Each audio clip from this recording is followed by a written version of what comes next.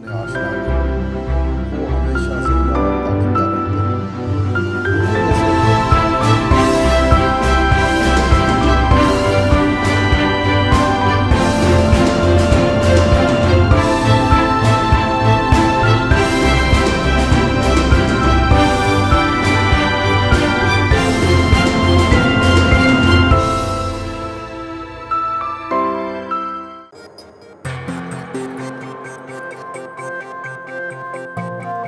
अस्सलाम वालेकुम नाजरीन, आप देख रहे हैं APP न्यूज़ पर फैक्ट फाइंडिंग। मैं हूं साजिद उमर गिल।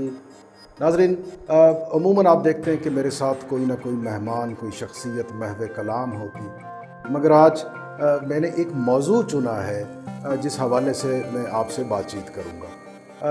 आप जानते हैं कि बहुत से इलाकों, शहरों और उनके रिहायशियों के हवाले से कुछ शोहरतें ऐसी होती हैं जो सरहदों से दूर दूर तक भी फैली हुई होती हैं। जैसे लाहौर के बारे में कहा जाता है कि यहाँ के लोग ज़िंदा दलान हैं, ये ज़िंदा दिल लोग हैं बड़े।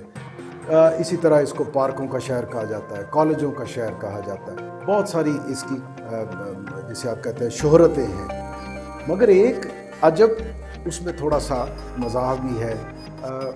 लाहौरियों के बारे में कहा जाता है नाज़रीन कि ये रंगबाज होते हैं।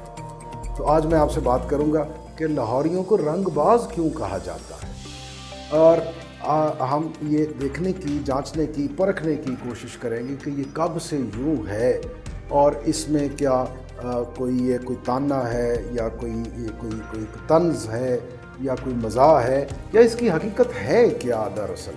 तो नाज़रीन, आपसे मैं गुजारिश करूं कि अकबर और शाहजहां के दौर में लाहौर में ये जो नील होता है, जो हम कपड़ों को नील देते हैं, इसकी जो दुनिया भर में सबसे बड़ी मंडी कायम की गई, जिसको अकबरी मंडी कहा जाता है, जो आज भी लाहौर में वाक़ है। और ये उस वक्त ये जो नील है उसकी सबसे बड़ी आलमी मंडी थी। अकबरी मंडी के नाम से इसको याद किया जाता था, इसका नाम रखा गया था। आज भी इसका यही नाम है और ये शहनशाह अकबर और शाहजहां के दौर में ये वकूफ़ पज़ीर हुआ। ये मरहला तय पाया कि इस मंडी का नाम क्या रखा जाएगा, और इसकी खसूसियत ये थी कि ये दुनिया भर में नील की सबसे बड़ी मंडी उस वक्त कहलाई जाती थी। आप मेरे स्क्रीन पर कुछ मनाज़र अकबरी मंडी के और नील की जो मार्केट है उसके हवाले से नाज़रीन आप देख रहे हैं। आप ये देखिए, मैं आपके लिए मज़ीद मालूमात लेकर आता हूँ।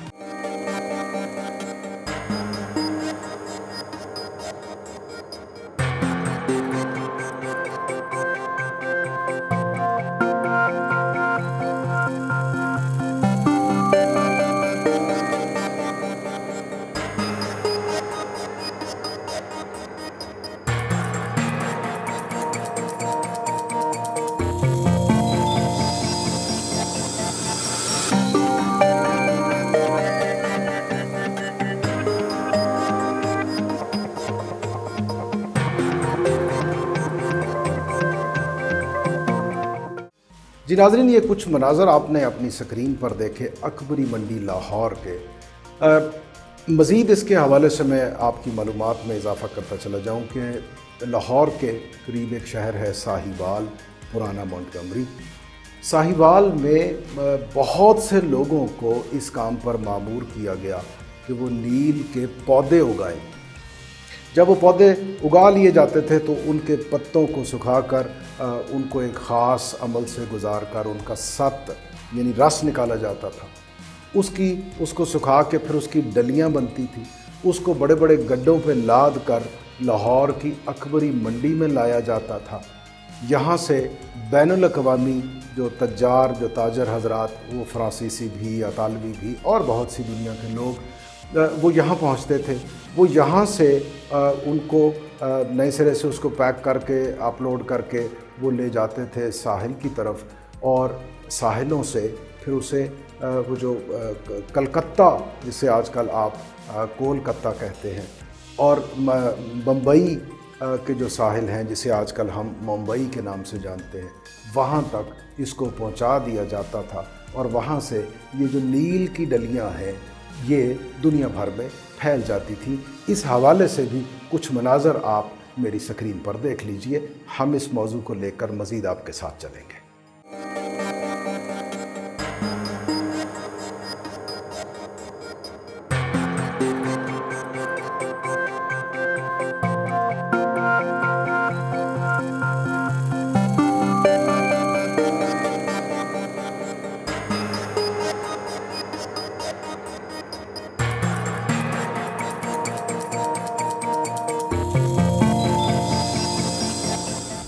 جی ناظرین، یہ آپ نے مناظر دیکھے۔ اب لاہور میں بنایا جانے والا، اکبری منڈی میں بنایا جانے والا، پیک ہونے والا نیل، یہ بین الاقوامی مارکیٹ تک جا پہنچا ہے۔ ایک اطالوی شہر ہے جنوا، یہ جنیوا نہیں ہے ہرگز، یہ جنوا یہ ایک الگ سے شہر ہے، اور یہ ایک فرانسیسی شہر، سرحدی علاقہ، اس وقت ڈینیم اس کو کہتے تھے۔ یہ دونوں اطالوی شہر اور فرانسیسی قصبہ، یہ دونوں آس پاس تھے۔ یہ جب وہاں پہنچتے تھے تو وہاں بہت سی کھڈیاں، یعنی دیسی طریقے سے کپڑا بننا، اس کپڑے کو سرج کہا جاتا تھا۔ وہاں کے جو ماہرین تھے وہ کپڑا بننے کے بعد اسے نیل کے ذریعے نیلا رنگ بنا دیتے تھے، اور ناظرین یوں جنوا کی باعث، اس کی نسبت کے باعث ایک نئی چیز وضع ہوئی جسے جینز کہا جاتا تھا۔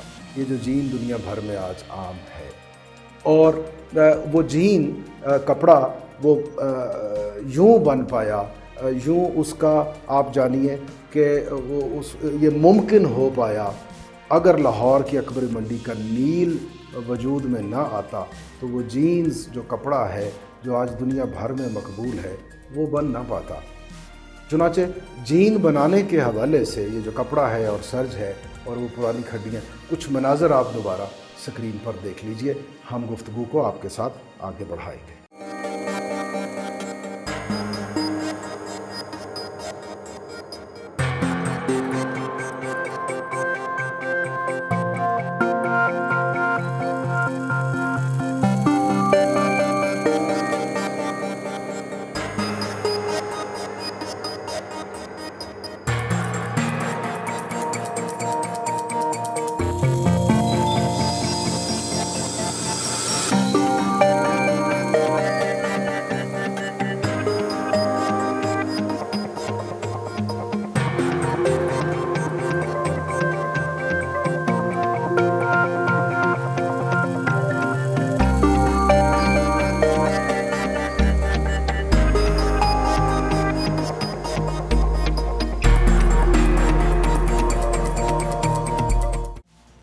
جی تو ناظرین، ڈینیم شہر جو فرانسیسی پرانا شہر، وہاں سے کھڈیوں پر کپڑا بننے کے بعد اس کو نیلا رنگ چڑھانے کے بعد جب وہ واپس شہر جنوا پہنچتا تھا جو کہ اٹلی کا سرحدی شہر، تو یہ جینز بنا۔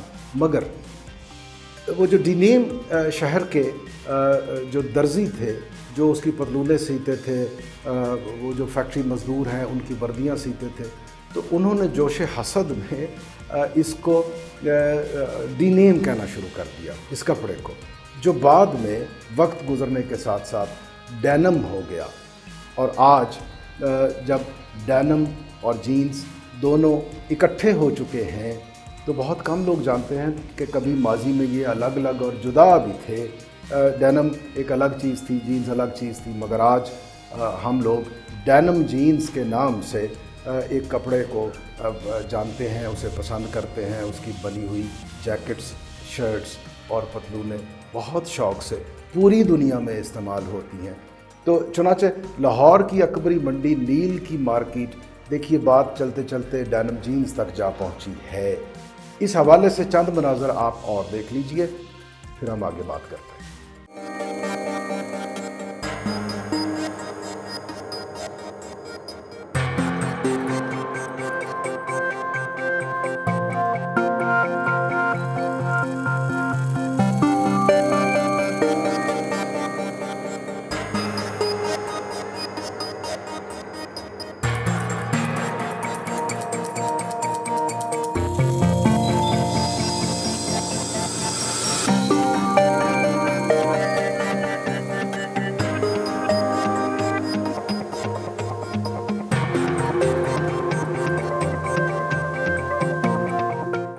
جی تو ناظرین اس وقت جو جینس ہے جسے آج ہم جینس کے نام پر جانتے ہیں، اس کے 3 بڑے میجر عناصر تھے۔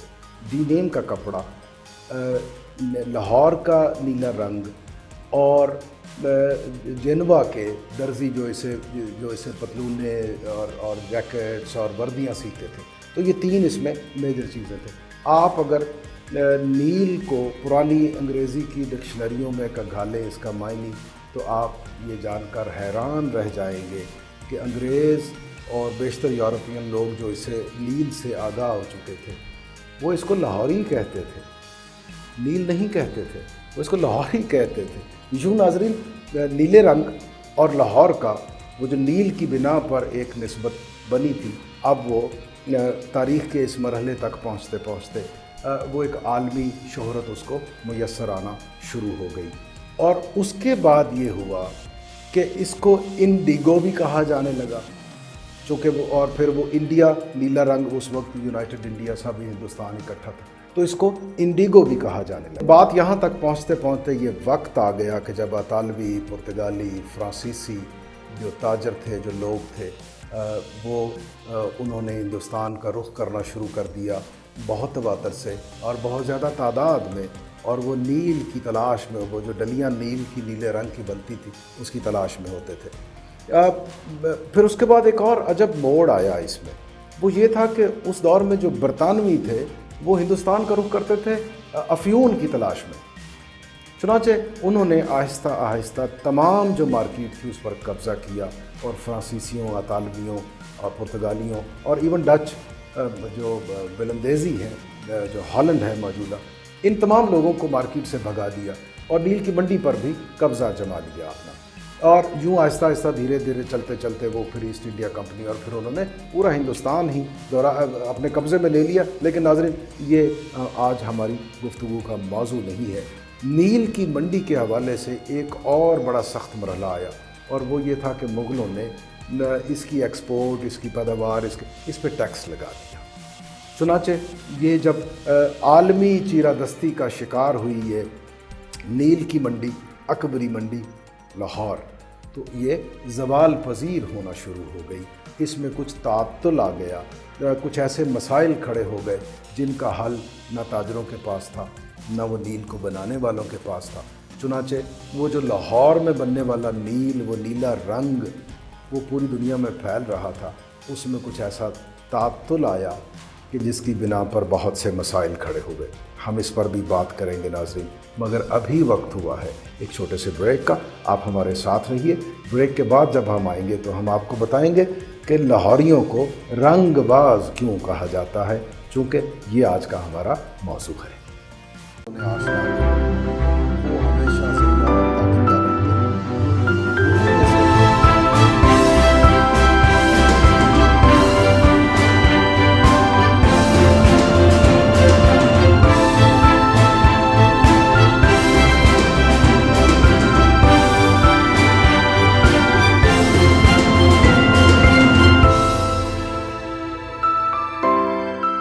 ویلکم بیک ناظرین، آپ دیکھ رہے ہیں fact finding A B P news پر۔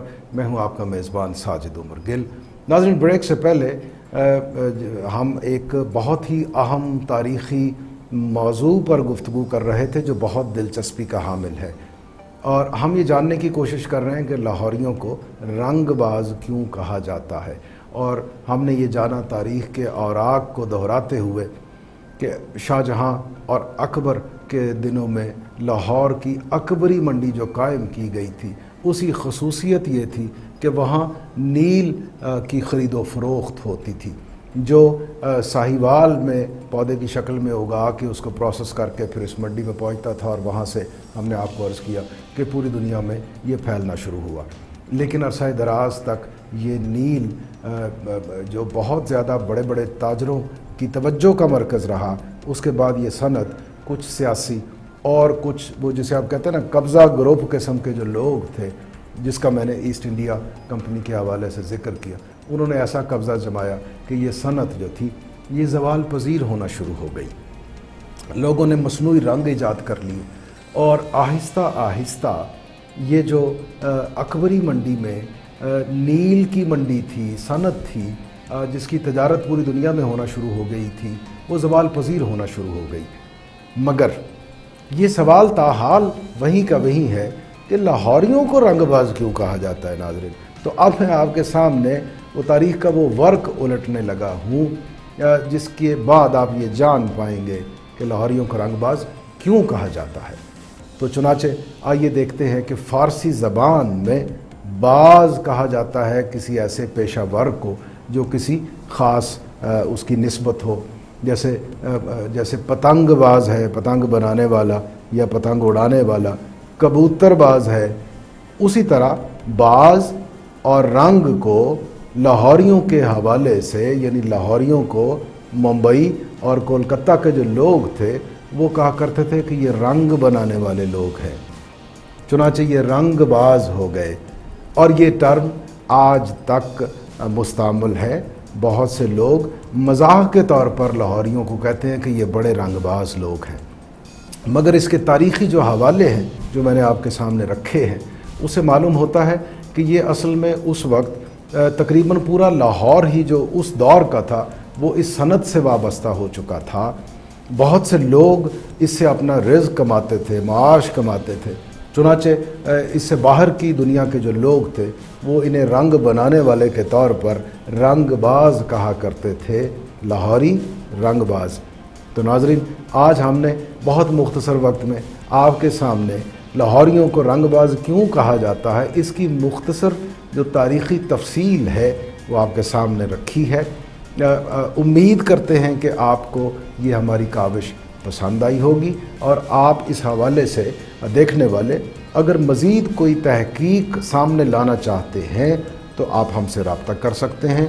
अगर आप, जैसे हमने एक काविश की कि आपके सामने कुछ मालूमात रखी हैं, अगर आप अपनी मालूमात इस हवाले से पर्टिकुलरली हमारे गोशगुजार करना चाहते हैं, हम तक पहुंचाना चाहते हैं, हम उन्हें बिल्कुल खुश आमदीद कहेंगे और इस हवाले से अपनी वो जो जुस्तजू है, वो जो तहकीक है, उसको आगे बढ़ाते ही रहेंगे ताकि हम इसको मज़ीद डिग आउट कर पाएँ कि तारीख़ी तौर पर बहुत सी जो उर्फ़ियत है, जो चीज़ें मंसूब हो जाती हैं, कुछ ख़ास लाके सबके बन जाते हैं, वो क्यों बनते हैं, वो कैसे बनते हैं, और तारीख़ इस हवाले से क़त्अन ख़ामोश नहीं है।